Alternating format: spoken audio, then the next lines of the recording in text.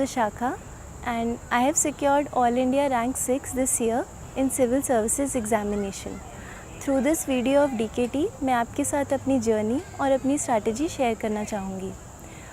सबसे पहले तो something about my background and my journey. I am born and brought up in Delhi और मेरी स्कूलिंग और कॉलेज भी दिल्ली से ही हुआ है। मैंने अपना इंजीनियरिंग सॉफ्टवेयर इंजीनियरिंग में दिल्ली कॉलेज ऑफ इंजीनियरिंग से किया है। उसके बाद मैंने सिस्को सिस्टम्स बैंगलोर में काम किया है कुछ दिन। While working civil services has always been my dream, childhood dream, but उसको मटेरियलाइज़ करने में काफ़ी टाइम लगा। एज़ यूजुअल काफ़ी कॉमन जर्नी रही है मेरी, जैसा कि सबकी होती है कि स्कूलिंग, उसके बाद engineering, usual IIT JEE examinations and उसके बाद you tend to go for work. But after working for some time I realised कि मुझे जॉब सेटिस्फैक्शन नहीं मिल रहा है and I wanted to do something more in life. इसके साथ साथ मैंने हमेशा अपने फादर से काफ़ी इंस्पिरेशन ली है इस पब्लिक सर्विसेज के लिए, क्योंकि मैंने उन्हें क्लोज़ कॉन्टैक्ट में काम करते हुए देखा है। This was also my mother's dream, so I can say that civil services is not just my dream but actually entire family's dream. So in my first 2 attempts I could not clear my prelims and this was my third attempt. Through my strategy I would like to share मेरी mistakes जो मेरे साथ first 2 attempts में problems रही and what worked for me in third attempt. Before I share my strategy, सबसे पहले तो मैं ये कहना चाहूँगी कि हर किसी का अपना कंपैरेटिव स्ट्रेंथ और वीकनेस होता है। जो चीज़ आज मेरे लिए वर्क करी है प्रॉबेबली वो ज़रूरी नहीं है सबके लिए वर्क करे। तो इट्स वेरी इंपॉर्टेंट कि बिफ़ोर वॉचिंग एनी वीडियो आप ये देखें कि आपकी स्ट्रेंथ्स और वीकनेसेस क्या क्या है। उसके लिए सबसे पहले आपको UPSC का सिलेबस देखना चाहिए, एग्ज़ाम का पैटर्न देखना चाहिए कि तीनों स्टेजेस की क्या क्या रिक्वायरमेंट है और क्या क्या सिलेबस में दिया हुआ है। उसी के अकॉर्डिंग फिर आपको देखना चाहिए कि आपकी उसमें किस चीज़ में स्ट्रेंथ है, whether it is attempting MCQs और राइटिंग आंसर्स और अंडरस्टैंडिंग टॉपिक्स। तो आप उस अकॉर्डिंग बेटर होगा अगर अपनी प्रिपरेशन को स्ट्रीमलाइन करें। Let's come to prelims first. Prelims मेरे लिए हमेशा सबसे बिगेस्ट हर्डल रहा है। In my first 2 attempts, I could not clear prelims and I missed the cutoff by first time by 3 marks and I think second time by 1.5 marks. So I was close enough, but I could not clear it. What are the learnings from my first 2 failed attempts is, firstly, I lacked my proper management, proper planning of the day and the course. किसी दिन मैं 5 घंटे पढ़ती थी तो किसी दिन मैं काम के साथ मैनेज करते हुए सिर्फ 3 घंटे ही पढ़ती थी एंड थर्ड डे कभी कभी पढ़ाई नहीं होती थी। तो it is very important that we are very consistent with the studies. आपको 6 से 8 घंटे रोज़ इन्वेस्ट करने पड़ेंगे, क्योंकि उसमें आपको अपना न्यूज़पेपर रीडिंग एंड बाकी कोर्स भी करना पड़ेगा। Secondly, I think I did not practice enough. In my first 2 attempts, I did not attempt enough MCQs and enough test series, जिसकी वजह से मुझे काफ़ी प्रॉब्लम हुआ मेन एग्ज़ाम में and I could not perform well. Thirdly, I would say कि resources को limit करना भी बहुत ज़रूरी होता है, क्योंकि मार्केट में आजकल प्रोलिफरेशन है रिसोर्सेज का। सो इट्स वेरी इंपॉर्टेंट कि हम उनको स्टार्टिंग में अपनी प्रिपरेशन के टाइम पर ही सेग्रीगेट कर लें कि these are the limited resources I am going to use and उसके अलावा I will not be referring to extra resources. Fourth thing is, I think consistent practice is also very much required. आप prelims से कम 2-3 महीने पहले it's important कि आप MCQ mode में आ जाइए। आप test series, it's always better अगर आप कोई टेस्ट सीरीज़ ज्वाइन कर लेते हैं। उसके अलावा आप मार्केट से टेस्ट सीरीज़ लेके खुद भी प्रैक्टिस करके कर सकते हैं। This was about prelims. Now attempting the paper. Prelims का पेपर अटेम्प्ट करना भी उतना ही इम्पॉर्टेंट है जितना हमारा पूरा प्रिपरेशन पार्ट है। पेपर अटेम्प्ट करते वक्त it's important that we try to complete our paper in iterations. First iteration में आप वो क्वेश्चंस कर सकते हैं जो कि आपको स्ट्रेट फॉरवर्ड आते हैं। पेपर में हमेशा 20 से 30 क्वेश्चंस तो इजी होते हैं जो हम फर्स्ट गो में कर सकते हैं।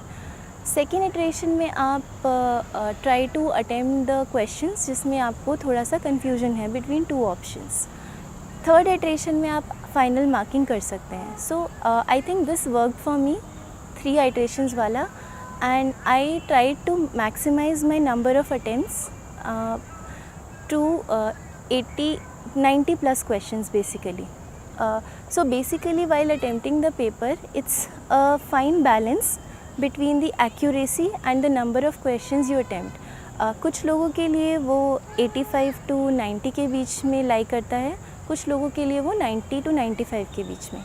तो ये चीज़ आप जब अपने कंटिन्यूस टेस्ट सीरीज़ या MCQs प्रैक्टिस करेंगे तो आपको पता चलेगी कि आपका सेफ़ नंबर ऑफ़ अटेम्प्ट कौन सा है जिसमें आप हमेशा बेटर स्कोर कर पा रहे हैं। Coming to mains is very important part of this entire examination, क्योंकि ये आपकी रैंक भी डिसाइड करता है and it's very bulky also.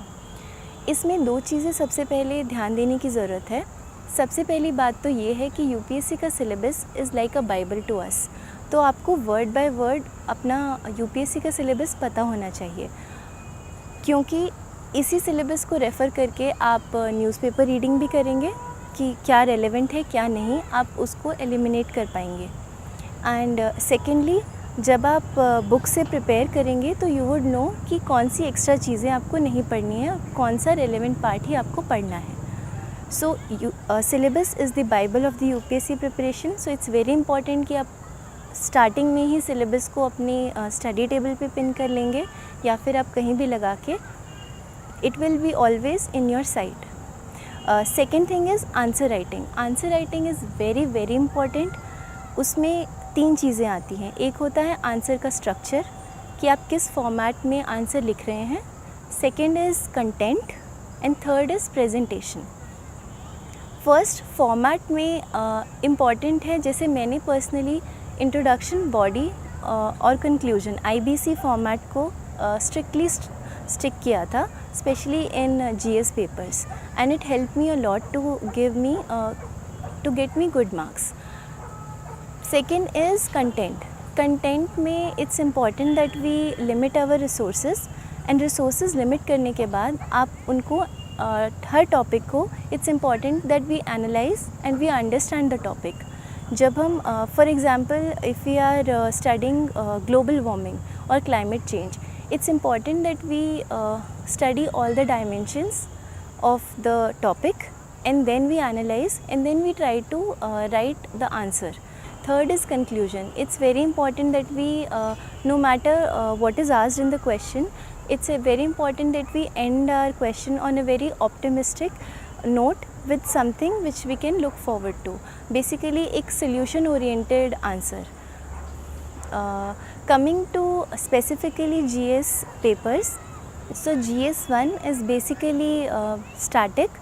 तो उसमें जो स्टैंडर्ड बुक्स हम यूज़ करते हैं for history, geography, world history and society plus NCERTs, that will give us a good edge and understanding to write the paper. But it's very important that whatever topic we are studying, we try to analyze it and we try to link it with various dimensions and impact it is having in today's time. So maybe हम उस चीज़ को way forward में हर answer के लिख सकते हैं. That's what I tried and I think मेरे answers को थोड़ा सा एज मिला उस चीज़ से. GS2 और GS3 is majorly current oriented, तो उसमें हमारे न्यूज़पेपर्स और जो भी मैगज़ीन्स हम एक रेफ़र कर रहे हैं वो काफ़ी हैंडी आती हैं.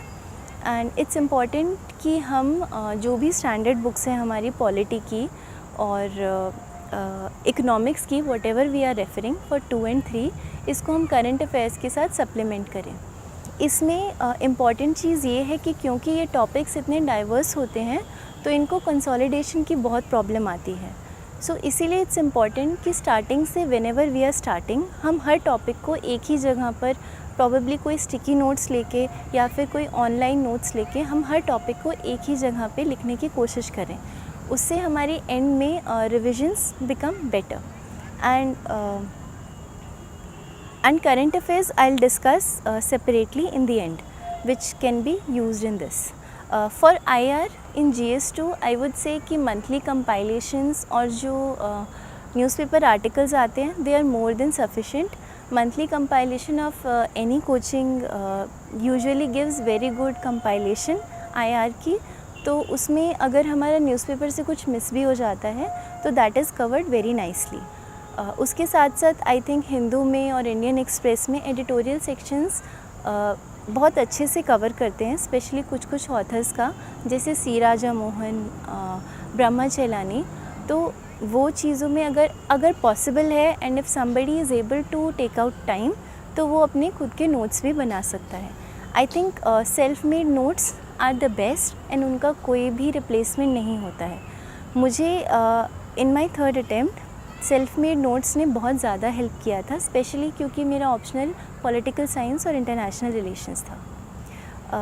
नाउ GS3 में GS3 is very dynamic paper, so it's important कि हम बहुत ज़्यादा करंट अफेयर्स पे उसमें फोकस करें. बट उसके साथ साथ आई थिंक जैसा कि चेंजिंग ट्रेंड्स आ रहे हैं they are focusing more on the issues and कितना depth of understanding we are showing. So for example if we are studying about food security, so it's important कि हम उसकी सारी की सारी जो issues हैं in depth उनको समझें and then we try to write it in our own understanding. And answer लिखते वक्त it's very important that we always try to give solution or way forward so that our answer is a bit on the optimistic side. Just like you know एक administrator जिस तरीके से issues को approach करता है और solutions देता है उस तरीके से. फॉर GS4 एथिक्स के लिए मैंने एक स्टैंडर्ड बुक और लुकमान सर के मार्केट में जो भी फ़ोटोकॉपीड नोट्स होते हैं वो रेफ़र किए थे. I think it was very helpful for me because it was to the point.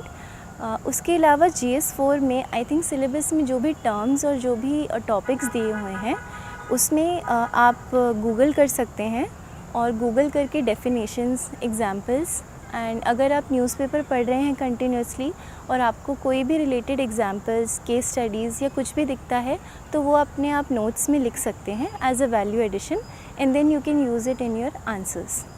GS4 में I think major weightage is for the case studies. Case studies का कोई स्पेसिफ़िक रिसोर्स मैंने यूज़ नहीं किया था. केस स्टडीज़ के लिए मैं टेस्ट सीरीज़ पे रिलाई किया था एंड 2-3 टेस्ट लिखने के बाद आपको भी प्रैक्टिस हो जाता है that how you have to approach the question. So case studies को मास्टर करने का एक ही तरीका है कि आप बहुत ज़्यादा प्रैक्टिस कीजिए. कम से कम 10-20 केस स्टडीज़ आप करके जाइए एग्ज़ाम लिखने से पहले and try to be very honest and very genuine about your answers. उसमें आप कुछ भी ज़्यादा बहुत ज़्यादा मैकेनिकल या थ्योरेटिकल मत लिखिए. Be very honest and be very genuine कि अगर आपके पास कोई प्रॉब्लम आई है in real life, in real time, तो आप उसको कैसे अप्रोच करेंगे. That is what usually case studies is about. Next coming to I think current affairs. Current affairs सबसे पहले न्यूज़पेपर रीडिंग कैसे करते हैं that is important. So newspaper reading में हमें कैसे पता चलता है कि what topics are important, what are not. That is again with the help of the syllabus. For example syllabus में अगर क्रिमिनल जस्टिस सिस्टम लिखा है तो उसमें हमारे पुलिसिंग रिलेटेड इश्यूज़ आ जाएंगे, प्रिजन रिलेटेड इश्यूज़ आ जाएंगे, जुडिशरी से रिलेटेड इश्यूज़ आ जाएंगे. तो ऐसे कोई भी अगर टॉपिक न्यूज़पेपर में आता है तो we will automatically know that this is in our syllabus and we have to read it. Now newspaper में we don't have to remember the events, we don't have to remember names की of the people, but it's important that we understand the issue. For example जो भी अगर judiciary related issue चल रहा है तो उसमें हमें जजेस की या किसी के नाम रिमेंबर करना is not important, but what is the reform required and what is the issue and उसका सल्यूशन क्या होगा. हमें ऐसे करके हर टॉपिक को अप्रोच करना है in the syllabus. Second thing, I think personally मैंने कवर टू कवर न्यूज़पेपर पढ़ा था, but I focused and devoted more time in my editorials. For editorials I tried to glance through Indian Express and Hindu both. उसमें मैं selectively जो भी syllabus से relevant editorials आते थे उनको मैं रीड करती थी. एंड अगर कोई एडिटोरियल बहुत अच्छा आता है जो हमें यूजुअली हमारे बुक्स में नहीं मिलता या मैगज़ीन्स में नहीं मिलता प्रॉपरली, तो उसके मैं नोट्स बना लेती थी. और वो notes I use to use paste in my standard books itself, जिससे कि कंसोलिडेशन में एंड में प्रॉब्लम ना हो और हर टॉपिक मुझे एक ही जगह पे मिल जाए.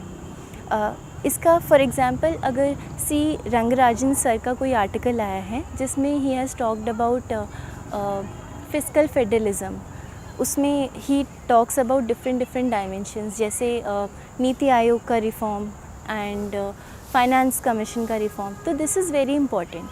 This is how you know कि ये वाला आर्टिकल इज़ वेरी इंपॉर्टेंट, तो मैं इसके नोट्स बना सकता हूँ. सो that is helpful.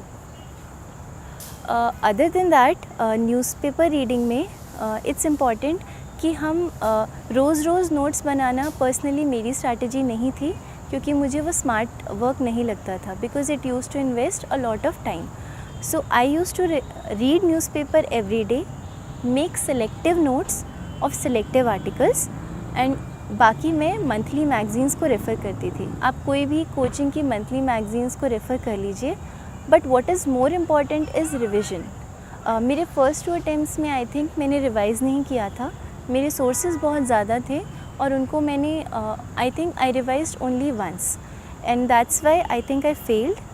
But in this attempt I tried कि मेरा सोर्सेज जितने ज़्यादा लिमिटेड होंगे मेरी रिविजन्स उतनी ही ज़्यादा बढ़ेंगी. सो इट्स वेरी इंपॉर्टेंट कि हम अपना पूरा सिलेबस जितना भी is possible standard books at least 4-5 times revise कर लें. स्पेशली जो हमारी स्टैंडर्ड बुक्स हैं Laxmikanth, spectrum, I think it's very important कि we finish 4 to 5 times of revision. Coming to essay में I did not have any peculiar strategy, but I did refer to a book by Anudeep Durishetty sir. It's on essay writing. उसमें आपको samples भी मिलेंगे, and उसमें उस book में he has talked about different ways of writing an essay. एक temporal way में कि आप different timelines में ancient, medieval, modern and then way ahead, and एक historical way में, and thirdly about different dimensions like political, economic, social. So I think he gave many sample essays also, and he has discussed essay की strategy काफ़ी simple way में also. So I think I referred that book and it helped me in approaching the essay rightly. But before writing the exam, I think it's important कि आप 4-5 essays कम से कम practice कर लें, जिससे आपका flow maintain हो जाए. एंड वाइल राइटिंग essay आप कुछ चीज़ों का ध्यान रखिए, छोटी चीज़ें, जैसे ग्रामेटिकल मिस्टेक्स ना हो, आपका essay में फ़्लो ना टूटे when you are talking and discussing about different dimensions, economic, political, उसमें एक लिंक और एक फ़्लो बना रहे. थर्डली आई थिंक आपकी हैंड राइटिंग लेजिबल और क्लियर होनी चाहिए. So that is I think added advantage in essay. Fourthly एक चीज़ और है कि essay में we should stick to what is being asked, and I think this goes even for the GS and optional papers both. Question की जो भी demand होती है एंड essay के टॉपिक की जो भी डिमांड है, इट्स इम्पॉर्टेंट कि हम उसी के लाइंस में बात करें. फॉर एग्ज़ाम्पल अगर essay प्राइमरी एजुकेशन के बारे में आता है, तो इट्स इम्पॉर्टेंट कि हम प्राइमरी एजुकेशन के बारे में ही बात करें और सेकेंडरी और टर्शरी पे डेविएट ना करें. So that is also one important point which we need to take care of. ये तो थी प्रीलिम्स और मेंस की GS रिलेटेड बात. अब हम आते हैं ऑप्शनल पे. मेरा ऑप्शनल था पॉलिटिकल साइंस और इंटरनेशनल रिलेशंस. सबसे पहले कि मैंने ये ऑप्शनल क्यों चूज़ किया. ऑप्शनल को जब हम चूज़ करते हैं तो फर्स्ट फैक्टर होना चाहिए इंटरेस्ट, बिकॉज़ अनसर्टेनिटी इतनी होती है that we have to continue even for 2-3 years. तो इट्स वेरी इंपॉर्टेंट कि हम ये देखें कि हमारा इंटरेस्ट सस्टेन हो सकता है उस सब्जेक्ट में for a longer duration or not. तो I was very much interested international relations और polity में, that's why I chose this subject. Second factor, आपके पास रिसोर्सेज और टेस्ट सीरीज़ कितने अवेलेबल हैं मार्केट में. इस ऑप्शनल के काफ़ी अच्छी गाइडेंस और रिसोर्सेज अवेलेबल हैं, that is also one thing. So these two factors are very important while choosing your optional, so we need to take care of that. Coming to my strategy, paper 1 में optional के I think Shubhra ma'am के notes I referred for entire static part and they were good. That really helped me क्योंकि उसमें काफ़ी concise वे में हर topic के ऊपर काफ़ी वैल्यू एडिशन था. इसके साथ साथ लेकिन मैंने स्टैंडर्ड बुक्स कुछ रेफ़र की थी, ओपी गौबा, एंड्रयू हेवुड, जिससे कि मुझे बैकग्राउंड और अंडरस्टैंडिंग आ जाए एंड थोड़ा सा value addition in every content. Coming to paper 2 में इंटरनेशनल रिलेशंस में मैंने continuously for entire year I kept reading different websites because इसमें मुझे बहुत ज़्यादा इंटरेस्ट था. तो I read various magazines, various websites and side by side में उनके नोट्स बनाती जाती थी. फॉर इंटरनेशनल रिलेशंस मैंने हर कंट्री वाइज एक फ़ोल्डर बना रखा था और मैं उसके हर कंट्री के करेंट डेवलपमेंट्स और स्कॉलर के व्यूज़ और जो भी इम्पॉर्टेंट इवेंट्स, MOUs या कुछ भी होते थे तो मैं उसको हर कंट्री वाइज नोट डाउन करती रहती थी. That was my strategy for international relations. For paper 2 part A, static part, आप सिलेक्टिव रीडिंग भी कर सकते हैं. कुछ बुक्स जैसे Baylis and Smith, Andrew Heywood and Tapan Biswal, उसमें से आप कुछ topics only which are mentioned in syllabus आप वो देख के उसमें से सिलेक्टिव रीडिंग कर सकते हैं to supplement your notes. Basically optional में it's important that we address the demand of the question. जो भी पूछा जा रहा है हम उसको इन डेप्थ एनालिसिस करके डिफरेंट स्कॉलर्स या डिफरेंट स्कूल्स ऑफ थॉट को एड्रेस करके लिखने की कोशिश करें. IR के क्वेश्चंस में I think it is very important कि हम डिफरेंट स्कॉलर्स के व्यूज़ को कोट करने के साथ साथ आई थिंक अपनी ओरिजिनल व्यूज़ भी मेंटेन करके रखें. हमारे जो भी आंसर की डिमांड के अकॉर्डिंग जो हम व्यूज़ लिख रहे हैं, scholars should be supporting those views but our answer cannot be completely based on writing इतना सारे scholar के views. That will not fetch us good marks. I think our own content will fetch us good marks. Coming to resource list specifically, CSE Wiki एक website created है इस बार 2020 batch के officers की. उसमें हर topper ने अपने resources और strategy लिखी है. मैं भी उसमें अपनी रिसोर्सेज और स्ट्रैटेजी अपलोड करूँगी, तो आप प्लीज़ उसके लिए वो रेफ़र कर सकते हैं. Coming to interview is very important, equally important stage, क्योंकि इंटरव्यू के मार्क्स आपकी रैंक डिसाइड करता है in the final list after your mains exam is done. Interview की प्रिपरेशन मेंस और प्रीलिम्स से थोड़ी डिफरेंट है.